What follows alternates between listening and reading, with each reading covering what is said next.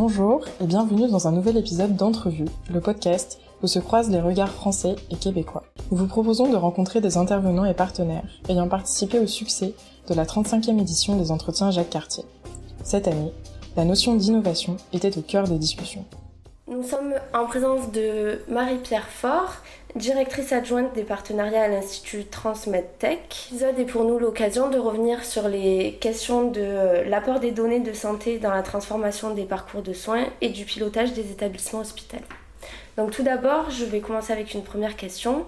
Qu'est-ce que la notion d'innovation vous évoque et en quoi pouvons-nous la rattacher au secteur médical selon vous ?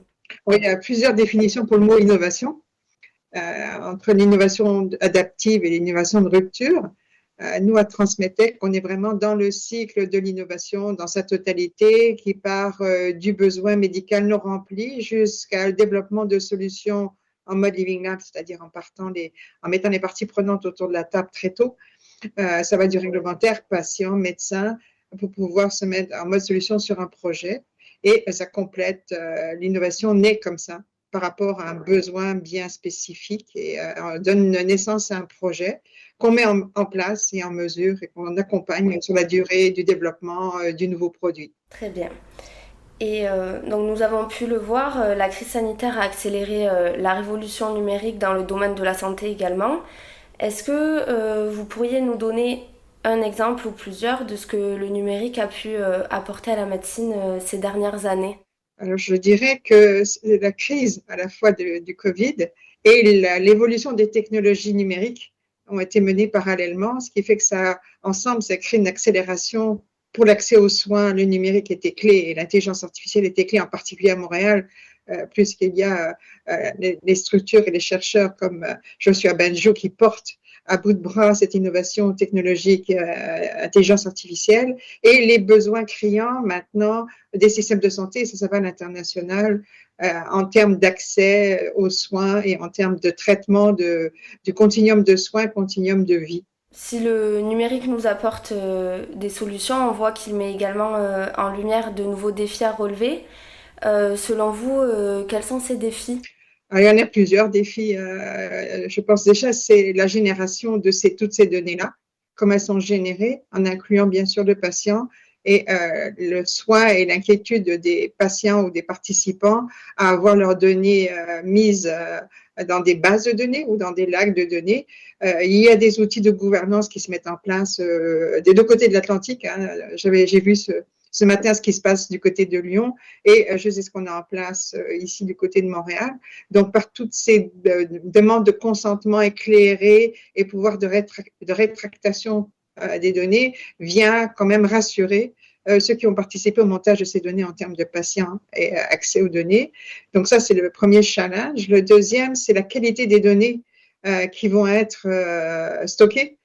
Comment elles vont être stockées, de la qualité des données, il faut qu'elles soient complètes, il faut qu'elles soient annotées. Sans ça, ça se retrouve devant ce qu'on appelle le big data, qui ne servira pas à grand-chose. Donc, la qualité des données acquises, qu'elles viennent soit du patient, soit de l'hôpital, soit de projets de recherche, qu'elles soient vraiment complètes, parce que s'il manque une ligne de données, eh bien, à ce moment-là, on ne peut pas les utiliser. Et derrière ça, le challenge le plus important aussi, c'est comment donner accès à ces données-là, entre autres pour des projets de recherche. Et c'est ce qui se passe aussi des deux côtés de l'Atlantique avec ces données prospectives, rétrospectives qui peuvent être utilisées à des fins de création d'outils et de logiciels comme des algorithmes, entraîner des algorithmes dessus. Donc, ça fait déjà... et on va vers ce qu'on appelle aussi une certaine révolution dans la façon de voir notre système de santé par rapport à tout ce contexte-là, santé numérique, data. Et je crois qu'on s'adapte aussi chacun à ces nouvelles technologies. Et je pense que aussi, ce qui est intéressant dans ces regards croisés, France-Québec, puis c'est des panels ont été ce matin, c'est vraiment de pouvoir échanger. Il y a des projets déjà conjoints supportés financièrement des deux côtés de l'Atlantique pour un même projet. Donc, on voit qu'on se partage les façons de faire. En même temps, tout cela tombe sous du réglementaire important.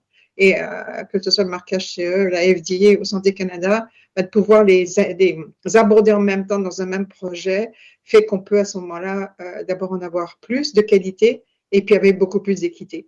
Une Prochaine question, est-ce que vous pourriez nous parler un petit peu davantage du projet qui a été porté dans le cadre de cette 35e édition des entretiens Jacques Cartier? Donc, mon intervention est surtout portée sur Transmedtech, qui nous sommes et comment nous accompagnons ces projets-là, à la fois du côté études, faisabilité, donc générés par les hôpitaux eux-mêmes, et après ça, l'accès qui peut être donné à des différents groupes de recherche. Dans ça, nous accompagnons à peu près autour de 130 projets qui vont des deux côtés de l'Atlantique en ce moment de plus en plus, dans lesquels souvent des entreprises sont à bord, soit du côté français, soit du côté québécois, et maintenant de plus en plus de compagnies franco-québécoises, c'était le cas du projet qui était présenté avec moi de 1000 vues. Donc, comment 1000 vues France devient 1000 vues North America, et comment on peut avoir des projets conjoints des deux côtés de l'Atlantique accompagnés, sachant que les projets que nous accompagnons, nous les faisons sous les normes ISO 13495, qui est pour les instruments médicaux, donc ce qui permet de faire une belle translation après, une fois que le projet est terminé, suivant son niveau d'avancement et d'innovation, bien être transposé vers l'industrie rapidement. Donc, je dirais, c'était la grande partie de mon intervention de ce matin. Je vous remercie. Donc, j'ai cru comprendre que les regards croisés entre France et Québec sont très importants. J'aurais une petite question à ce sujet-là. Depuis combien de temps participez-vous du coup aux éditions des entretiens Jacques Cartier, et est-ce que vous pourriez me parler de possibles collaborations qui sont nées de ces temps de rencontres? Alors, ça fait, moi, pour ma part personnelle, depuis toujours. Depuis que je suis à Transmedtech 2017, c'est notre 3e entretien Jacques Cartier, puisqu'on le fait, 4e entretien Jacques Cartier, je m'excuse, parce qu'on les fait de chaque côté de l'Atlantique. Donc, le premier était à Montréal, suivi pendant la période Covid à distance à Lyon, retour à Montréal en décembre l'année dernière, et là, le retour à Lyon cette année, donc ça fait la 4e édition. Je viens de la région de Lyon, alors ça facilite aussi les contacts et les réseaux. Actuellement, ça nous a permis d'avoir des partenariats avec les hospices civils de Lyon, avec lesquels on co-organise ces événements-là. Alors, on devient de plus en plus, comme on dit en québécois, tricoté serré, pour avoir des projets conjoints maintenant et des échanges de bonnes pratiques. Merci d'avoir écouté cet épisode d'Entrevue, le podcast du Centre Jacques Cartier. À très bientôt.